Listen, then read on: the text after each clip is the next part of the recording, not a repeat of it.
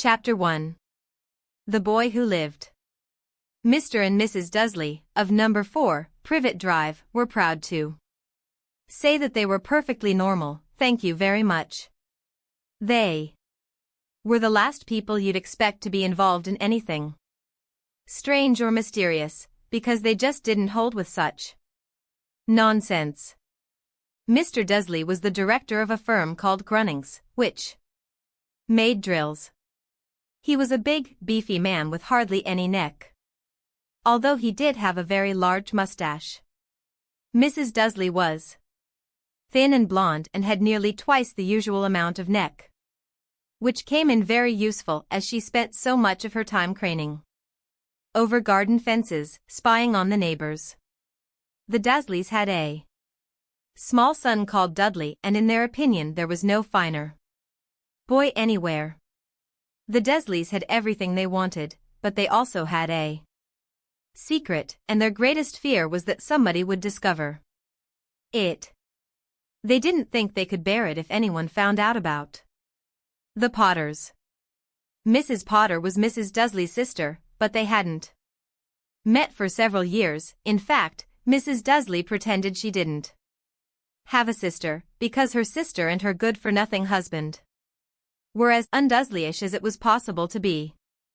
The Dursleys shuddered to think what the neighbors would say if the Potters arrived in the street. The Dursleys knew that the Potters had a small son, too, but they had never even seen him. This boy was another good reason for keeping the Potters away. They didn't want Dudley mixing with a child like that. When Mr. and Mrs. Dursley woke up on the dull, gray Tuesday our story starts, there was nothing about the cloudy sky outside to suggest that strange and mysterious things would soon be happening all over the country. Mr. Dursley hummed as he picked out his most boring tie for work, and Mrs. Dursley gossiped away. Ate Harry Potter happily as she wrestled a screaming Dudley into his high chair. None of them noticed a large tawny owl flutter past the window.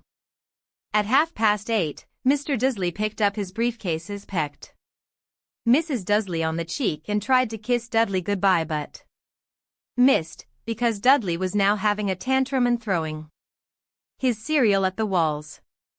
"Little tyke," chortled Mr. Dursley as he left the house. He got into his car and backed out of number 4's drive.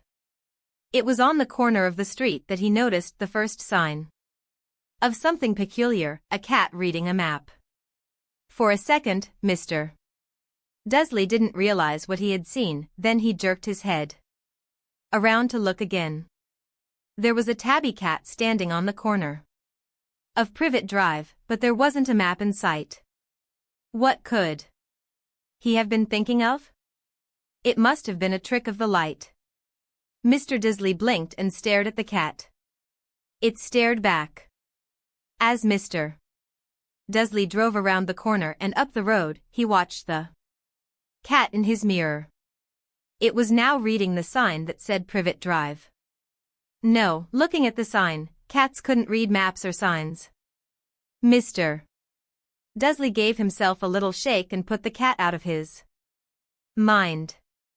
As he drove towards town, he thought of nothing except a large order of drills he was hoping to get that day. But on the edge of town, drills were driven out of his mind by something else. As he sat in the usual morning traffic jam, he couldn't help noticing that there seemed to be a lot of strangely dressed people about. People in cloaks. Mr. Dursley couldn't bear people who dressed in funny clothes, the get-ups you saw on young people. He supposed this was some stupid new fashion. He drummed his fingers on the steering wheel and his eyes fell on a huddle of these weirdos standing quite close by. They were whispering excitedly together. Mr. Dursley was enraged to see that a couple of them weren't young at all. Why, that man had to be older than he was, and wearing an emerald green cloak. The nerve of him. But then it struck Mr. Dursley that this was probably some Silly stunt, these people were obviously collecting for something. Yes, that would be it. The traffic moved on, and a few minutes later, Mr. Dursley arrived in the Grunnings car park, his mind back on drills. Mr. Dursley always sat with his back to the window in his office on the 9th floor. If he hadn't, he might have found it harder to concentrate on drills that morning. He didn't see the owls. The boy who lived 9. Swooping past in broad daylight, though people down in the street did. They pointed and gazed open-mouthed as owl after owl sped overhead. Most of them had never seen an owl even at night time. Mr. Dursley, however, had a perfectly normal, owl-free morning. He yelled at 5 different people. He made several important telephone calls and shouted a bit more. He was in a very good mood until lunchtime, when he thought he'd stretch his legs and walk across the road to buy himself a bun from the baker's opposite. He'd forgotten all about the people in cloaks until he passed a group of them next to the baker's. He eyed them angrily as he passed. He didn't know why, but they made him uneasy. This lot were whispering excitedly, too, and he couldn't see a single collecting tin. It was on his way back past them, clutching a large donut in a bag, that he caught a few words of what they were saying. The Potters, that's right, that's what I heard. Yes, their son, Harry. Mr. Dursley stopped dead. Fear flooded him. He looked back at the whisperers as if he wanted to say something to them, but thought better of it. He dashed back across the road, hurried up to his office, snapped at his secretary not to disturb him, seized his telephone, and had almost finished dialing his home number when he changed his mind. He put the receiver back down and stroked his mustache, thinking, no, he was being stupid. Potter wasn't such an unusual name. He was sure there were lots of people called Potter who had a son called Harry. Come to think of it, he wasn't even sure his nephew was called Harry. He'd never even seen the boy. It might have been Harvey or Harold. There was no point in worrying Mrs. Dursley, she always got so upset at any mention of her sister. He didn't blame her if he'd had a sister like that, but all the same, those people in cloaks. He found it a lot harder to concentrate on drills that afternoon. And when he left the building at 5 o'clock, he was still so worried that he walked straight into someone just outside the door.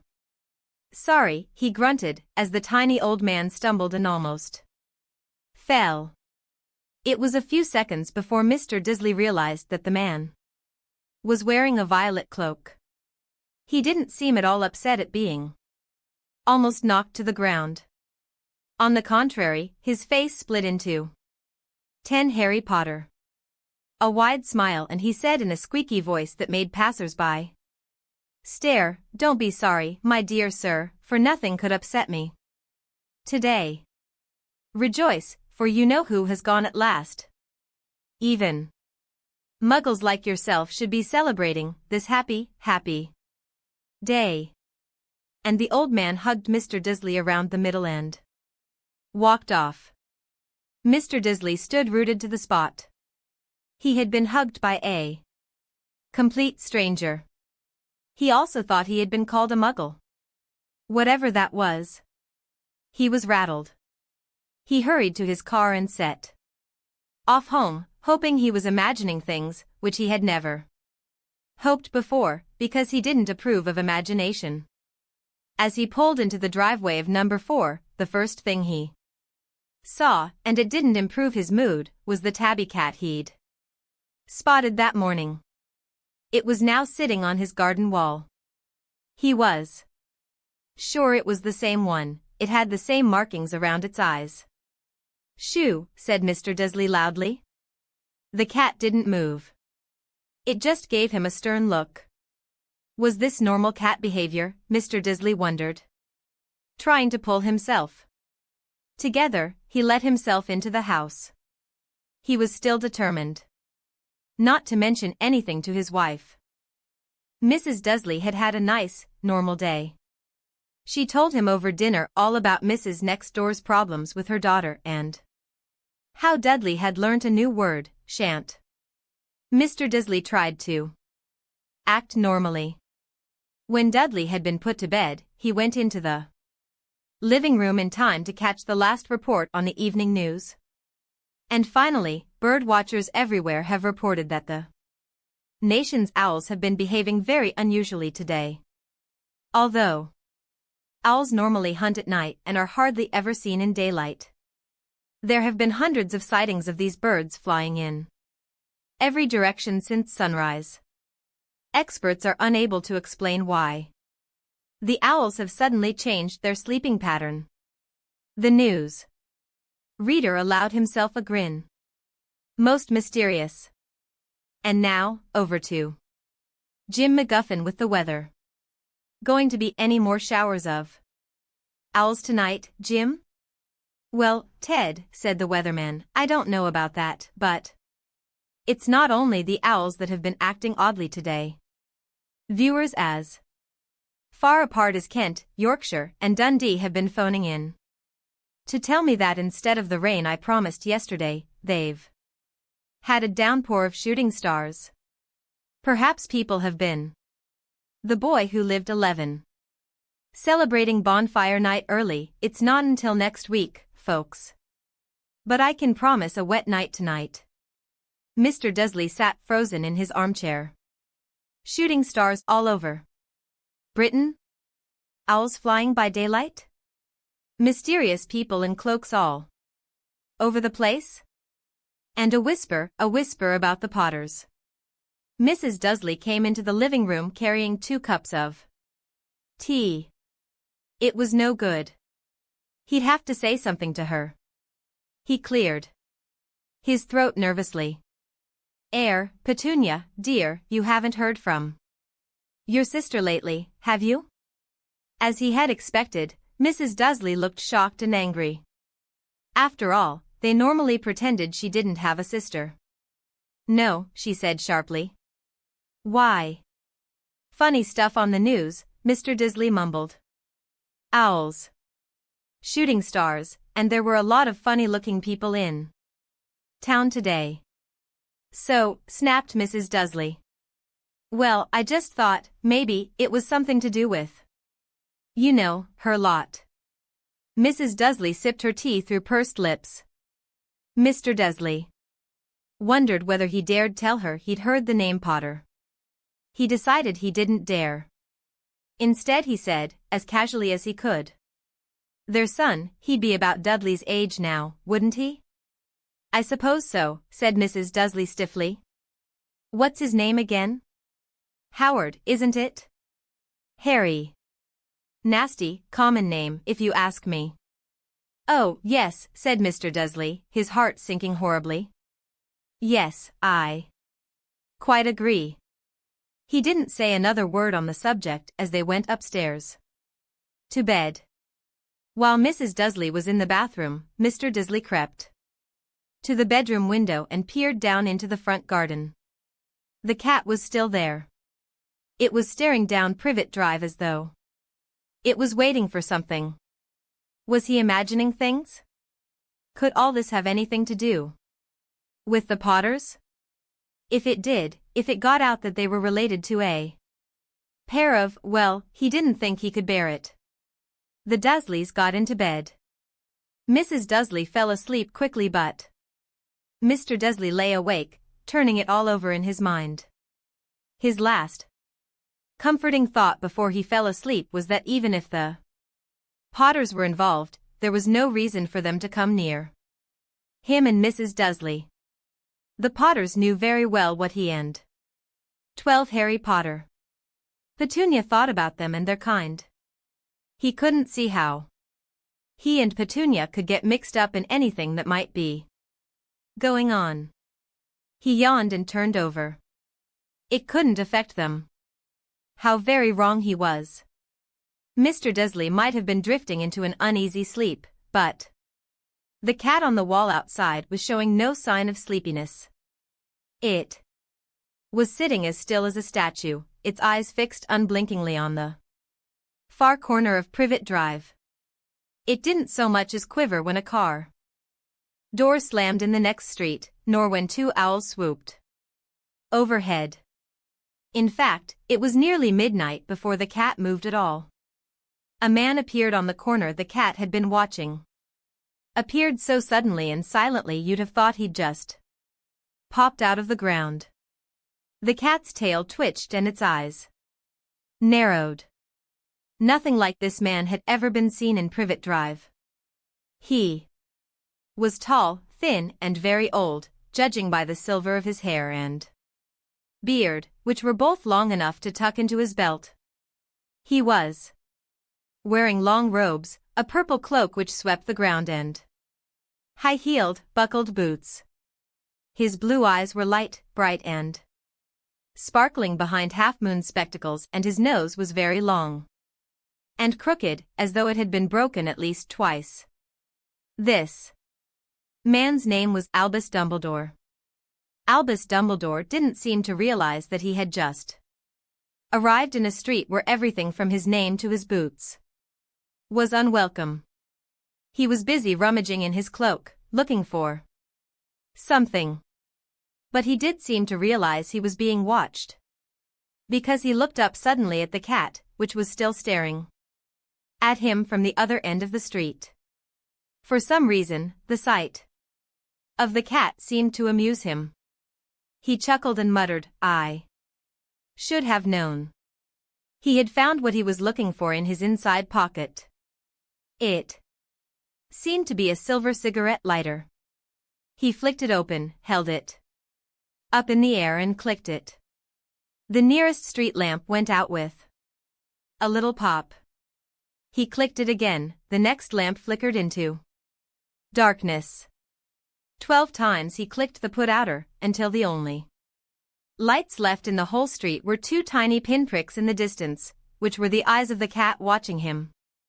If anyone looked out of their window now, even beady-eyed Mrs. Dursley, they wouldn't be able to see anything that was happening down on the pavement.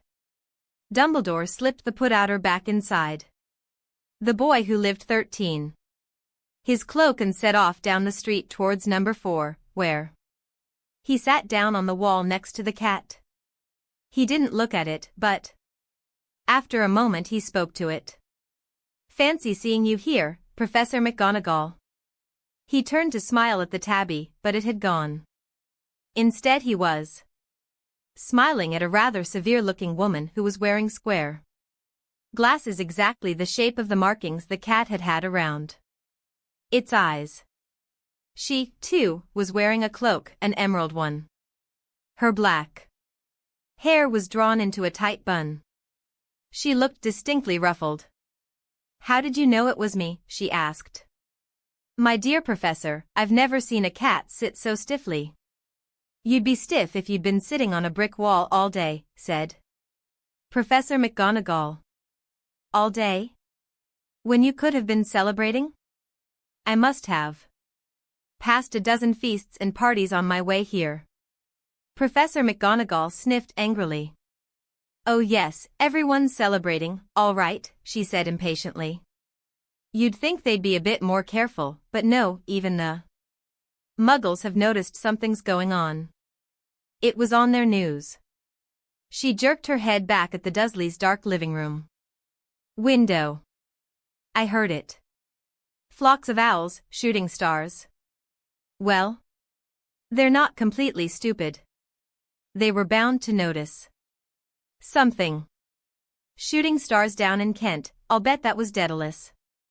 Diggle. He never had much sense." "You can't blame them," said Dumbledore gently. "We've had precious little to celebrate for 11 years. "I know that," said Professor McGonagall irritably. "But that's no reason to lose our heads. People are being downright careless out on the streets in broad daylight, not even dressed in Muggle clothes, swapping rumors. She threw a sharp, sideways glance at Dumbledore here, as though hoping he was going to tell her something, but he didn't. So she went on, a fine thing it would be if, on the very day you-know-who seems to have disappeared at last, the Muggles found out about us all. I suppose he really has gone, Dumbledore? It certainly seems so, said Dumbledore. We have much to be thankful for. Would you care for a sherbet lemon? A what? A sherbet lemon. They're a kind of Muggle sweet I'm rather fond of. 14 Harry Potter. No, thank you, said Professor McGonagall coldly, as though she didn't think this was the moment for sherbet lemons. As I say, even if you-know-who has gone. My dear Professor, surely a sensible person like yourself can call him by his name? All this you-know-who nonsense, for 11 years I have been trying to persuade people to call him by his proper name, Voldemort. Professor McGonagall flinched, but Dumbledore, who was unsticking 2 sherbet lemons, seemed not to notice. It all gets so confusing if we keep saying you-know-who. I have never seen any reason to be frightened of saying Voldemort's name. I know you haven't, said Professor McGonagall, sounding half exasperated, half admiring. But you're different. Everyone knows. You're the only one you know. Oh, all right, Voldemort was frightened of. You flatter me, said Dumbledore calmly. Voldemort had powers I will never have. Only because you're too, well, noble to use them. It's lucky it's dark. I haven't blushed so much since Madame Pomfrey told me she liked my new earmuffs. Professor McGonagall shot a sharp look at Dumbledore and said, the owls are nothing to the rumors that are flying around. You know what everyone's saying? About why he's disappeared. About what finally stopped him. It seemed that Professor McGonagall had reached the point she was most anxious to discuss, the real reason she had been waiting on a cold hard wall all day, for neither as a cat nor as a woman had she fixed Dumbledore with such a piercing stare as she did. Now, it was plain that whatever everyone was saying, she was not going to believe it until Dumbledore told her it was true. Dumbledore, however, was choosing another sherbet lemon and did not answer. What they're saying, she pressed on, is that last night Voldemort turned up in Godric's Hollow. He went to find the Potters. The rumor is that Lily and James Potter that they're dead. Dumbledore bowed his head. Professor McGonagall gasped. Lily and James. I can't believe it. I didn't want to believe it. Oh, Albus. Dumbledore reached out and patted her on the shoulder. The boy who lived 15. No. I know, he said heavily. Professor McGonagall's voice trembled as she went on. That's not all. They're saying he tried to kill the Potter's son, Harry. But he couldn't. He couldn't kill that little boy. No one knows why, or how, but they're saying that when he couldn't kill Harry Potter, Voldemort's power somehow broke, and that's why he's gone. Dumbledore nodded glumly.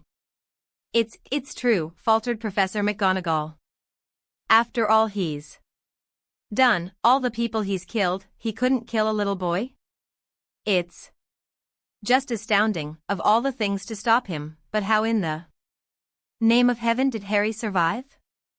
We can only guess, said Dumbledore. We may never know. Professor McGonagall pulled out a lace handkerchief and dabbed at her eyes beneath her spectacles. Dumbledore gave a great sniff as he took a golden watch from his pocket and examined it. It was a very odd watch. It had 12 hands but no numbers. Instead, little planets were moving around the edge. It must have made sense to Dumbledore, though, because he put it back in his pocket and said, "Hagrid's late.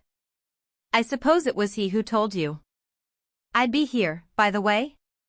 "Yes," said Professor McGonagall.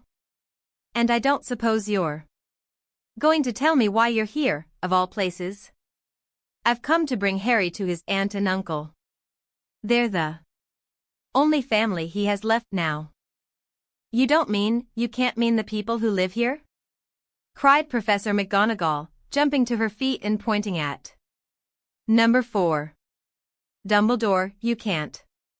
I've been watching them all day. You couldn't find two people who are less like us. And they've got this son. I saw him kicking his mother all the way up the street, screaming for sweets. Harry Potter come and live here. It's the best place for him," said Dumbledore firmly. "His aunt and uncle will be able to explain everything to him when he's older. I've written them a letter." "A letter," repeated Professor McGonagall faintly, sitting back down on the wall. "Really, Dumbledore, you think you can explain all this in a letter? These people will never understand him. He'll be famous, a legend. I wouldn't be surprised if today was known as Harry Potter Day in future. There will be books written about Harry. Every child in our world will know his name." "Exactly," said Dumbledore, looking very seriously over the top 16 Harry Potter of his half-moon glasses. "It would be enough to turn any boy's head. Famous before he can walk and talk. Famous for something he won't even remember. Can't you see how much better off he'll be, growing up away from all that until he's ready to take it?" Professor McGonagall opened her mouth, changed her mind, swallowed and then said, yes, you're right, of course. "But how is the boy getting here, Dumbledore?" She eyed his cloak suddenly as though she thought he might be hiding Harry underneath it. "Hagrid's bringing him." "You think it wise to trust Hagrid with something as important as this?" "I would trust Hagrid with my life," said Dumbledore. "I'm not saying his heart isn't in the right place," said Professor McGonagall grudgingly, "but you can't pretend he's not careless. He does tend to." What was that? A low rumbling sound had broken the silence around them. It grew steadily louder as they looked up and down the street for some sign of a headlight. It swelled to a roar as they both looked up at the sky, and a huge motorbike fell out of the air and landed on the road in front of them. If the motorbike was huge, it was nothing to the man sitting astride it. He was almost twice as tall as a normal man and at least 5 times as wide. He looked simply too big to be allowed, and so wild, long tangles of bushy black hair and beard hid most of his face. He had hands the size of dustbin lids and his feet in their leather boots were like baby dolphins in his vast, muscular arms. He was holding a bundle of blankets. "Hagrid," said Dumbledore, sounding relieved. "At last. And where did you get that motorbike?" "Borrowed it, Professor Dumbledore, sir," said the giant, climbing carefully off the motorbike as he spoke. Young Sirius Black lent it me. "I've got him, sir." "No problems, were there?" "No, sir, house was almost destroyed but I got him out all right before the muggles started swarming around. He fell asleep as we was flyin' over Bristol." Dumbledore and Professor McGonagall bent forward over the bundle of blankets. Inside, just visible, was a baby boy, fast asleep. Under a tuft of jet black hair over his forehead they could see the boy who lived 17. Curiously shaped cut, like a bolt of lightning. "Is that where?" whispered Professor McGonagall. "Yes," said Dumbledore. "He'll have that scar forever." "Couldn't you do something about it, Dumbledore?" "Even if I could, I wouldn't. Scars can come in useful. I have One myself above my left knee, which is a perfect map of the London Underground. Well, give him here, Hagrid, we'd better get this over with. Dumbledore took Harry in his arms and turned towards the Dursley's house. Could I say goodbye to him, sir? Asked Hagrid. He bent his great, shaggy head over Harry and gave him what must have been a very scratchy, whiskery kiss. Then, suddenly, Hagrid let out a howl like a wounded dog. Shoo, hissed Professor McGonagall. You'll wake the muggles. Sorry, sobbed Hagrid, taking out a large spotted handkerchief and burying his face in it. But I can't stand it, Lillian. James dead, and poor little Harry off to live with muggles. Yes, it's all very sad, but get a grip on yourself, Hagrid, or we'll be found, Professor McGonagall whispered, patting Hagrid gingerly on the arm as Dumbledore stepped over the low garden wall and walked to the front door. He laid Harry gently on the doorstep, took a letter out of his cloak, tucked it inside Harry's blankets and then came back to the other two.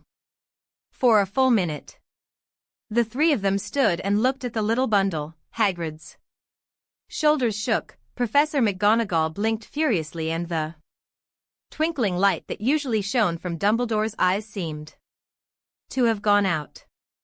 Well, said Dumbledore finally, that's that. We've no business staying here. We may as well go and join the celebrations. Yeah, said Hagrid in a very muffled voice. I'd best get this bike away. Good night, Professor McGonagall, Professor Dumbledore, sir. Wiping his streaming eyes on his jacket sleeve, Hagrid swung himself onto the motorbike and kicked the engine into life. With a roar it rose into the air and off into the night. I shall see you soon, I expect, Professor McGonagall, said Dumbledore, nodding to her. Professor McGonagall blew her nose. In reply, Dumbledore turned and walked back down the street. On the 18 Harry Potter corner he stopped and took out the silver put-outer. He clicked it once and 12 balls of light sped back to their street lamps so that Privet Drive glowed suddenly orange and he could make out a tabby cat slinking around the corner at the other end of the street. He could just see the bundle of blankets on the step of Number 4. Good luck, Harry, he murmured. He turned on his heel and, with a swish of his cloak, he was gone. A breeze ruffled the neat hedges of Privet Drive, which lay silent and tidy under the inky sky, the very last place you would expect astonishing things to happen. Harry Potter rolled over inside his blankets without waking up. One small hand closed on the letter beside him and he slept on, not knowing he was special. Not knowing he was famous, not knowing he would be woken in a few hours' time by Mrs. Dursley's scream as she opened the front door to put out the milk bottles, nor that he would spend the next few weeks being prodded and pinched by his cousin Dudley. He couldn't know that at this very moment, people meeting in secret all over the country were holding up their glasses and saying in hushed voices, to Harry Potter, the boy who lived. Continue.